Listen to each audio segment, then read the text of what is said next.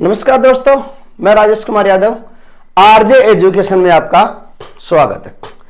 दोस्तों, राजस्थान के जितने कंपटीशन होते हैं उनमें एक राजस्थान अध्ययन की बुक चलती है कक्षा 6 से 12 तक, और यह बुक राजस्थान जीके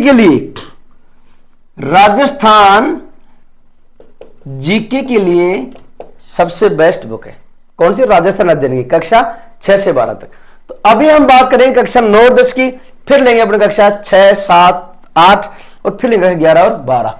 तो आज हम कक्षा 9 डे फर्स्ट। तो अपन दोस्तों करीबन 10 से 15 वीडियोज में कक्षा 9th और 10th की बुक जो है वो कंप्लीट कर देंगे। रिवाइज वन लाइनर है, ये जितना मैटर है वो सारा क्या है? वन लाइनर, सीधा रिवाइज। तो आपको ये बुक पढ़ने की आवश्यकता नहीं, समय की बचत। इसे बोलते हैं smart study. Smart study one liner. तो चलिए दोस्तों शुरू करते हैं। डे फर्स्ट कक्षा 9 राजस्थान अध्ययन। मराठों ने सर्वप्रथम राजस्थान के मंदसौर के निकट मेवाड़ी क्षेत्र से धन इकट्ठा किया 1711 ईस्वी में। मराठों का राजस्थान में आगमन हुआ। जैसे ही मुगल शक्ति कमजोर पड़ी, मराठों ने अपना वर्चस्व बढ़ाना प्रारंभ किया। मराठा गुजरात को पार करके राजस्थान में एंट्री। राजस्थान में सबसे पहले 1711 ईस्वी में उन्होंने मेवाड़ी क्षेत्र में जाकर के धन इकट्ठा मंदसौर। देखिए दोस्तों, 1950 से पहले मंदसौर का जो इलाका है वो राजस्थान की भूभाग में आता था, अर्थात वो राजपुताने में ही शामिल था। नादिर शाह के खिलाफ मराठों ने राजस्थान के शासकों को हिंदू धर्म के नाम पर इकट्ठा करने का प्रयास किया। नादिर शाह जो था वो एक आक्रमणकारी था, और उसको भगाने के लिए नादिर शाह के खिलाफ मराठों ने हिंदू भाषा का प्रयोग, हिंदू शब्द का प्रयोग किया, और हिंदू धर्म के नाम पर राजपूत जो राजा थे उनको इकट्ठा करने का प्रयास किया, ताकि नादिर शाह से वो मुकाबला कर सकें। फिर क्या? राजस्थान में मराठों का डायरेक्ट हस्तक्षेप कब हुआ? बूंदी के बुद्ध सिंह। देखिए, मराठों ने राजस्थान के राजाओं को डायरेक्ट जो है आक्षेप शुरू किया, और वो शुरू किया बूंदी के जो बुद्ध सिंह थे उसने दलेल सिंह को हटाया। अर्थात मराठों ने राजाओं के साथ में बूंदी के बुद्ध सिंह के साथ मिलकर वहां का जो दलेर सिंह था उसको हटाया, और ये डायरेक्ट हस्तक्षेप जो था वो हुआ 1734। 1711 में मराठों ने प्रारंभ किया था, और 1734 में उन्होंने डायरेक्ट हस्तक्षेप करना प्रारंभ कर दिया। और कहां से शुरू किया? बूंदी के बुद्ध सिंह के साथ। राजस्थान में मराठों का प्रभुत्व स्थापित कब हुआ? भाई 1734 में से प्रयास हुआ प्रारंभ। 1761 से 1791, 1761 से 1791 का जो काल है उस काल में मराठों का राजस्थान में प्रभुत्व रहा। कब? 1761 से 1791 तक। अब जब उनका प्रभुत्व बढ़ा तो राजस्थान के राजा जो थे उन्होंने जो है उनके खिलाफ खड़े होने के लिए एक सम्मेलन बुलाया। पूरे राजस्थान के राजपूत राजाओं ने एक सम्मेलन बुलाया, और वो सम्मेलन कहां बुलाया? 17 जुलाई 1734 को। 17 जुलाई 1734 को हुरडा, यह है भीलवाड़ा। तो मराठों के खिलाफ राजस्थान के सभी राजाओं का एक सम्मेलन हुआ, समस्त राजाओं का एक सम्मेलन हुआ। वो सम्मेलन हुआ था 17 जुलाई 1734 को। 17 जुलाई 1734। तो याद करने का तरीका 17 17 17 नहीं 34। 17 जुलाई 1734। ये लो 1734। 17 जुलाई 1734 हुरडा सम्मेलन हुआ। और यह सम्मेलन क्यों हुआ था? यह सम्मेलन हुआ था मराठों के विरुद्ध राजपूतों को एकत्रित कर उनमें एकता कायम करने के लिए। और राजपूतों ने फिर मराठों के खिलाफ मिलकर मुकाबला करने लगे, तो पहली बार उन्होंने मराठों को हरा दिया, और मराठों को हराया तुंगा युद्ध में। तुंगा जो है वो जयपुर के निकट एक कस्बा है तुंगा। तुंगा के युद्ध में 28 जुलाई 1787 को 28 जुलाई 1787 को हराया। किसने हराया? राजपूत राजाओं ने मराठों को पहली बार हराया। कब हराया? 28 जुलाई 1787 को। अब हराने को जो सेनापति था, राजपूतों की सेना का सेनापति था, वो था जयपुर का शासक सवाई प्रताप सिंह। सवाई प्रताप सिंह जो जयपुर का शासक था, राजपूतों की सेना का इसने नेतृत्व किया और इसने मराठों को पहली बार हराया। और मराठों का जो सेनापति था वो था महादजी सिंधिया। तो सवाई प्रताप सिंह ने महादजी सिंधिया को हराया और ये राजस्थान में मराठों की पहली बड़ी हार थी। कौन से युद्ध में? तुंगा के युद्ध में। कब हुआ? 28 जुलाई 1787। 28 जुलाई 1787। ये तो बात हो गई मराठों की। अब बात करेंगे 19वीं सदी की, सन 1800 की। तो 19वीं सदी की बात करें, 19वीं सदी मतलब सन 1800, तो उस समय राजस्थान में 20 रियासतें थी। देखिए, स्वतंत्रता के समय तो 19 रियासतें और 3 सामंती ठिकाने थे, और जब 18वीं सदी प्रारंभ हुई तब 20 रियासतें थी। और 20 रियासतें कौन कौन सी थी? 17 राजपूत, 2 जाट और 1 मुस्लिम। 17 तो राजपूत, 2 जाट और 1 मुस्लिम। ये रियासतें सन 1800 या 19वीं सदी के प्रारंभ में थी। अब बात करेंगे हम, अंग्रेजों का अधिकार हो गया और 1857 में पहुंच गए हम, क्योंकि हम बात कर रहे हैं राजस्थान अध्ययन की। राजस्थान अध्ययन की कक्षा 9 की जो बुक है, डे फर्स्ट। तो अब इसकी बात करें तो जयपुर की राजमाता थी भटियाणी, और इसको अंग्रेजों ने पद से हटा दिया। जयपुर की राजमाता को भटियाणी को पदच्युत करने पर, अर्थात पद से हटाने पर जयपुर की जनता के द्वारा कप्तान ब्लेक की हत्या कर देगी। अंग्रेज अधिकारी कैप्टन ब्लेक, कप्तान ब्लेक की हत्या किसने की? जयपुर की जनता ने। अब जनता ने हत्या क्यों की? क्योंकि जयपुर के जो राजमाता भटियाणी थे उसको उन्होंने पद से हटा दिया। अब क्रांति 1857 की जब क्रांति प्रारंभ हुई, उस समय अंग्रेजों ने विभिन्न रियासतों में पॉलिटिकल एजेंट नियुक्त किए हुए थे। जैसे क्रांति के समय 1857 में जैसे कोटा का पॉलिटिकल एजेंट था मेजर बर्टन, जिसका बाद में हत्या भी कर देगी। जयपुर का था ईडन, जयपुर का एजेंट था ईडन। उदयपुर का एजेंट जनरल था सावर्स।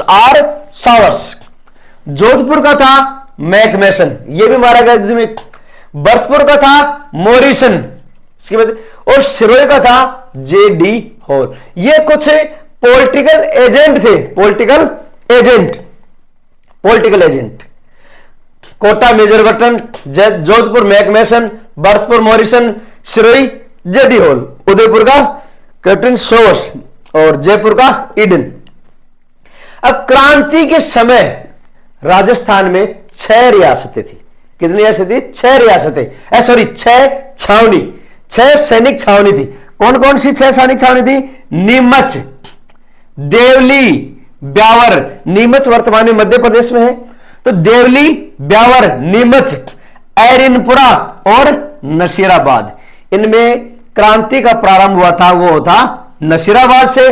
क्रांति की शुरुआत हुई थी नसीराबाद से। नसीराबाद से कब हुई थी? 28 मई 1857। 28 मई 1857 को राजस्थान में क्रांति की शुरुआत हुई नसीराबाद छावनी से। और कौन सी टुकड़े ने विद्रोह किया था? तो 15वीं बंगाल नेटिव इन्फेंट्री ने, टुकड़े कौन से सैन्य थे? 15वीं बंगाल नेटिव इन्फेंट्री ने विद्रोह किया शुरुआत में 28 मई 1857 को। अब आगे की बात करेंगे। 2 अंग्रेज अधिकारी जब इन्होंने विद्रोह किया, नसीराबाद में विद्रोह शुरू किया 28 मई 1800, तो 4 अंग्रेज अधिकारी थे उस समय। वो 4 में से 2 अंग्रेज अधिकारी थे, वो मारे गए। कौन कौन? मेजर स्पॉटिसवुड और कर्नल न्यूबारी। ये इंपॉर्टेंट है कि जब क्रांति की शुरुआत हुई तो 4 में से 2 कौन से अंग्रेज अधिकारी मारे गए? तो याद रखना, मेजर स्पॉटिसवुड और कर्नल व्यूबारी। कर्नल व्यूवारी, कर्नल व्यूवारी, मेजर स्पॉटिसवुड और कर्नल व्यूवारी, इनकी हत्या कर दी गई। फिर आगे बात करेंगे, जब शाहपुरा के शासक नीमच के विद्रोह में, जब नीमच में विद्रोह हुआ तो नीमच के विद्रोह को या नीमच के जो विद्रोही सैनिक थे उनके खाने पीने का इंतजाम किसने किया था? शाहपुरा के शासक ने। ये इंपॉर्टेंट प्रश्न है, अक्सर पूछा जाता है कि नीमच की विद्रोही सेना का रास्ते में खाने पीने का बंदोबस्त किस रियासत के शासक ने किया था? तो शाहपुरा के शासक ने। कौन से शासक?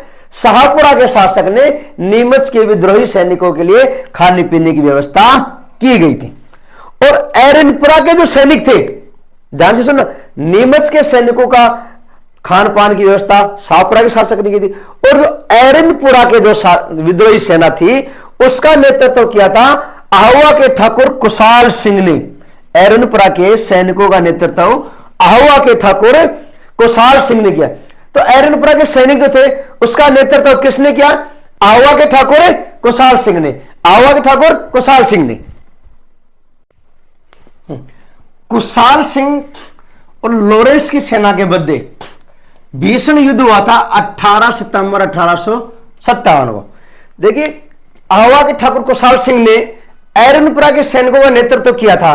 तो एरनपुरा के सैनिकों के साथ और लॉरेंस की सेना के मध्य भीषण युद्ध हुआ 18 सितंबर 1857 को, और इसमें कुशाल सिंह की विजय हुई।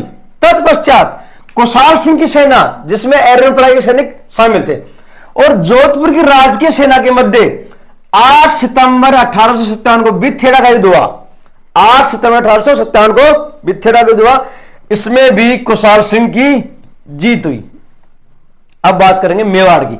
मेवाड़ में एक सलूम्बर का शासक था रावत केसरी सिंह। इसने विद्रोहियों का नेतृत्व किया और उदयपुर और अंग्रेजी सेना का इसने विरोध किया। किसने? रावत केसरी सिंह। कहां का शासक था? सलूम्बर का शासक था ये। फिर कोटा में क्रांति का शुभारंभ, क्रांति का सबसे भीषण विभत्स रूप जो है वो कोटा में देखा गया। कोटा में क्रांति का प्रारंभ हुआ था 15 अक्टूबर 1857 को लाला जयदाल हरदयाल के नेतृत्व में। इन्होंने क्या किया कि मेजर बर्टन, जो उसका पॉलिटिकल एजेंट था, किसका? कोटा का, और उसके दोनों बेटों का सिर काटकर पूरे शहर में घुमाया। तो क्रांति का सबसे विभत्स रूप देखा गया, वो देखा गया कहां पे? कोटा में। किसके नेतृत्व में? लाला जयदाल और हरदयाल के नेतृत्व में। क्या हुआ? मेजर बर्टन, उसके दोनों बेटों को मार दिया गया और उसके सर को लेके, उसकी कटे हुए सर को पूरे शहर में घुमाया। धौलपुर की बात करें तो धौलपुर में राव रामचंद्र और हीरालाल ने क्रांति का नेतृत्व किया। धौलपुर में किसने? राव रामचंद्र ने और हीरालाल ने क्रांति का नेतृत्व किया। और कोठारिया के शासक, कोठारिया के शासक कौन? रावत जोत सिंह ने क्रांतियों का साथ। इंपॉर्टेंट प्रश्न है, यहां से अक्सर प्रश्न आता है कि किस शासक ने क्रांतिकारियों को साथ दिया? रावत जोत सिंह। कहां का शासक थे? कोठारिया का शासक थे, कोठारिया। अब आगे बढ़, धीरे धीरे करके 1857 की क्रांति समाप्त हो गई और 1857 की क्रांति की असफलता का कारण समय से पहले प्रारंभ होना और देशी राजाओं के मध्य आपस में कम्युनिकेशन का अभाव था इनमें। इस वजह से यह 1857 क्रांति असफल हो गई। तत्पश्चात अंग्रेजों ने एक बहुत बड़ा परिवर्तन किया। परिवर्तन क्या किया कि अंग्रेजों ने, ईस्ट इंडिया कंपनी ने अपने जितने भी अधिकार थे भारत में वो सारे ब्रिटिश क्राउन को सौंप दिए। अर्थात ईस्ट इंडिया कंपनी ने अपने समस्त अधिकार ब्रिटिश ताज को सौंप दिए सन 1858 में। और वहां पे एक शासन, बाल शासन अधिनियम 1858, जिसमें सारे अधिकार किसको सौंप दिए? ब्रिटिश ताज को। इस खुशी में उदयपुर के महाराणा ने एक भव्य भोज का आयोजन किया गया अंग्रेजों के सम्मान के लिए। किसने करा था? उदयपुर महाराणा ने अंग्रेजों के सम्मान में भव्य दावत दी। किस लिए दी? कि ईस्ट इंडिया कंपनी ने समस्त जो अधिकार थे वो ब्रिटिश ताज को सौंप दिए। 1858 के बाद भारत का शासन कहां से होने लगा? ब्रिटिश ताज से। ईस्ट इंडिया कंपनी इसको छोड़ दी।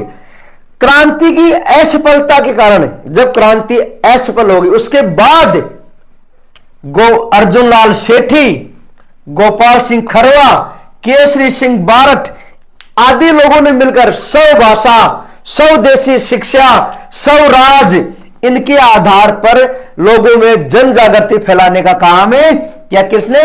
केसरी सिंह बारट ने, गोपाल सिंह, अर्जुन लाल। किस आधार पर? स्वदेशी शिक्षा, स्वराज, स्वभाषा आदि के आधार पर क्या किया? जन जागृति फैलाई। तो दोस्तों ये था हमारा डे फर्स्ट। अब हम अगले वीडियो में बात करेंगे राजस्थान अध्ययन कक्षा 9 डे सेकंड। धन्यवाद। जय हिंद, जय भारत।